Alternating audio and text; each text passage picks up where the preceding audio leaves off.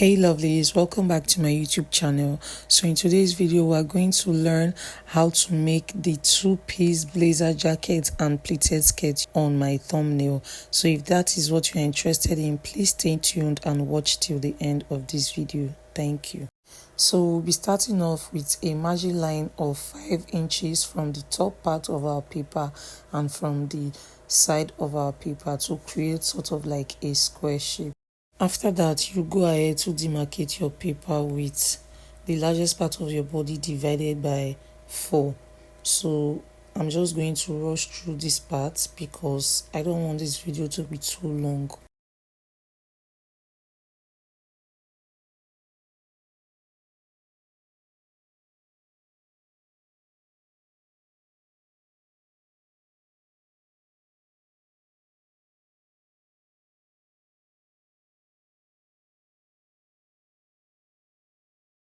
So after that, you go ahead to mark out your chest line measurement. So my chest line for my front is the same thing for the back, so I'm just going to mark that across and use a straight line to connect.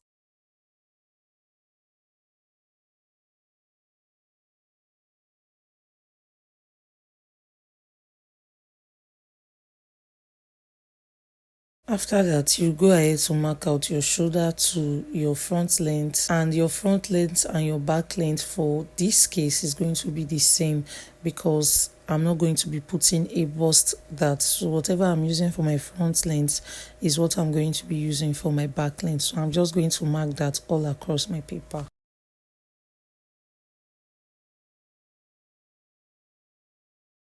So from my front length, I'm going to mark out my hip line measurement. So whatever you're using for your hip line measurement, you're just going to mark that from your front length downwards, and I'm going to mark it all across my paper because it's the same for my front and my back. After that, I'll go ahead to label everything with my marker pen. So at my shoulder line, I'm going to mark out half of my shoulder measurement. In this case, mine is 7 inches, and I'll be marking that at my chest line also.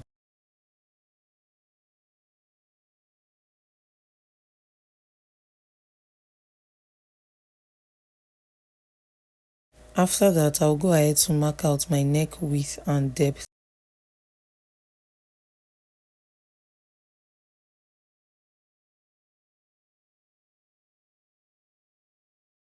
Then you go ahead to finish up your armhole.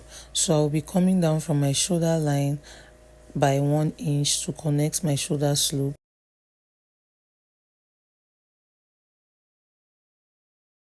From my shoulder slope to my chest line, I'm going to fold my tape to get the midpoint, and I'll go in from that midpoint by 0.75.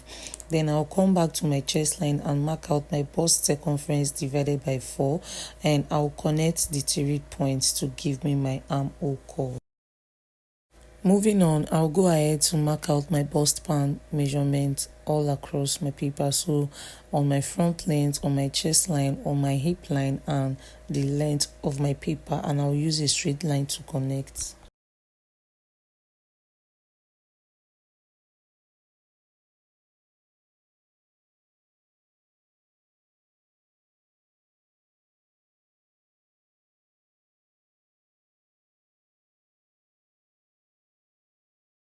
So I'll be going up from my hip line by 2 inches because that is where my dart is going to stop, and I'll come to my front length and I'll take out 0.5 inches from both sides of my dart legs. After that, I'll be marking out my shoulder to my nipple point because that is where my dart is going to stop.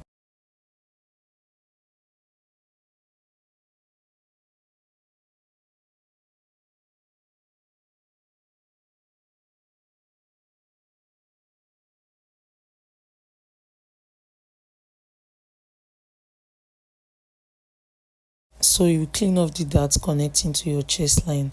Now you connect from the 0.5 inches you went out of your dart leg by at your waistline to your bust point and the 2 inches above your hip line.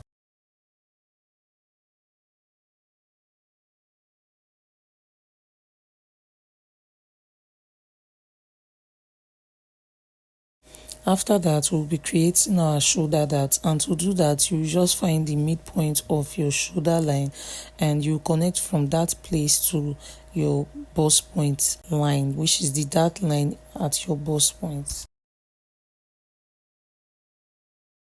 After that, you come to your front length line and you mark out your waist circumference divided by 4 plus your 1 inch you took out for the dart, and you connect that to your chest line and to your hip line. So because I already demarcated my paper using my hip circumference divided by 4, there was no need to mark out my hip line. I just had to connect it to my demarcation line. So after that, I'll be coming out from my center front by 1 inch. So I'm going to mark that at the length of my paper, my hip line and my front length. And I'll go up from my front length by 1.5 inches.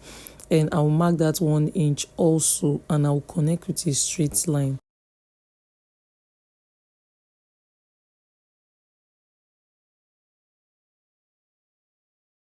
So that 1.5 inches above my front length is going to be my breaking point line. That is where your lapel is going to stop. So now I'll come to my neck width measurement and I'll go in by 0.5 inches. After that, I'll be connecting from that point to my breaking point line. So to complete the front, we need the back measurement. So now I'm just going to move ahead to my back piece and I'll start out by marking out 0.75 inwards from my back waistline, and I'll connect that to my hip line. After that, I'll come down from my shoulder line by 1 inch, which I'll be using for my neck depth for the back, and I'll connect that to that 0.75 on my waistline. I'll go ahead to mark out my shoulder measurement divided by 2 at my shoulder line and my chest line, starting from that new line I created.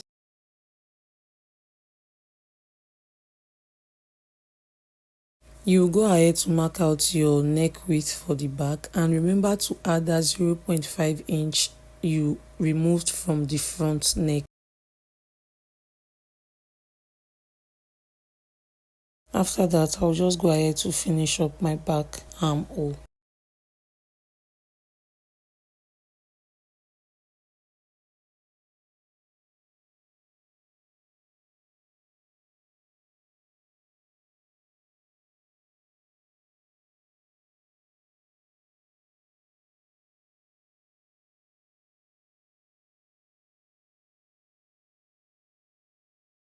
At my waistline, I'm going to mark out my bust band measurement from that new line I created, and I'll indicate with a dot. So now I'll go back to my old line and I'll mark out whatever I have from that point to the bust band, and I'll mark that value at my chest line and my hip line and the length of my paper, just so I have a straight line for my darts.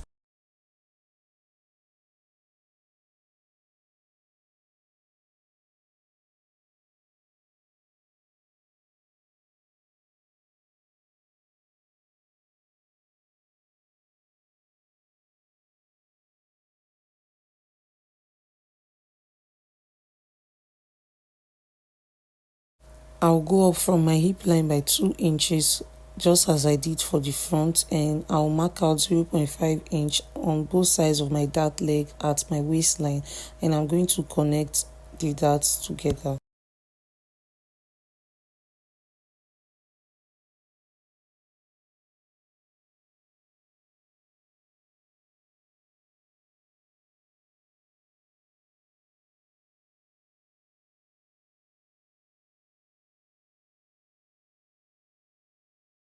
At my waistline, I'm going to mark out my waist measurement divided by 4 plus 1 inch for that intake, and I'm marking this from the new line I created.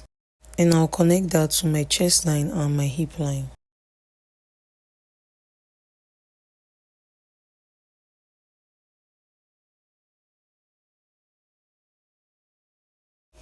After that, we'll go ahead to mark out what we have for our back neck. So just take a look at how I'm placing my tape, and whatever you have, for mine is 3.5 inches. you are going to mark that at your front neckline. So take a look at how I'm placing my tape. So from your shoulder line at your front, you are going to place your tape from that 3.5 inches upwards. Now your tape is going to be slant, not straight. So you are going to follow that line connecting to your breaking point. You are going to place your tape following that line.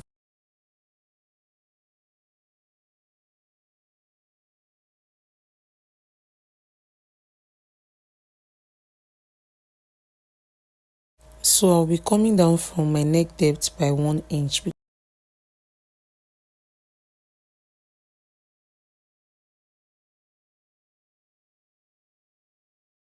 So at that point, I'll be going out from my center front by 2.5 inches.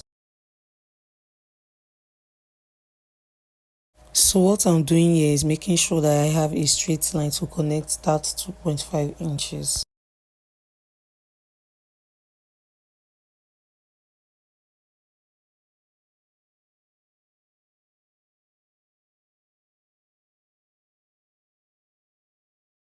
And I'll connect that back to my breaking point line.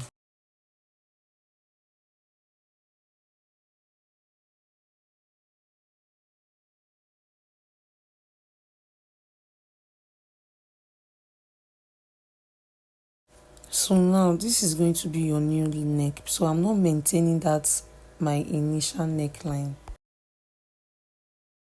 So from that point, I'll go in by 1.5 inches and I'll place my tape like slanting upwards, and I'll mark out 1.5 inches also, and I'll connect that.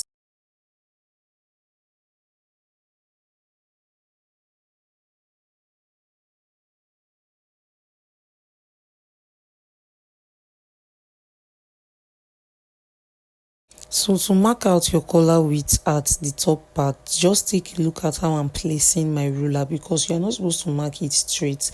So take a look at how I'm placing my ruler. Following that line connecting to your breaking point, you place your ruler like that. Then you place another ruler at the top and mark out a straight line. So my collar width is going to be 4 inches, and I'll mark that at that straight line at the top. And I'll connect that to that 1.5 inches slanted line. You can choose to use your straight rule for this part, it doesn't really matter. After that, I'll go ahead to clean off that neck part, because I was supposed to connect it to my slanted line.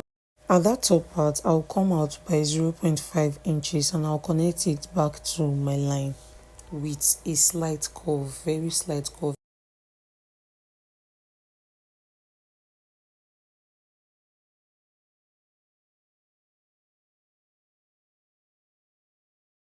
Go ahead to clean off the old line so you don't get confused. So I'll go ahead to mark out my hemming allowance of 2 inches, because my jacket is going to end at my hip line. So I'll just place my ruler and mark out. So now I'm going ahead to connect the neck properly.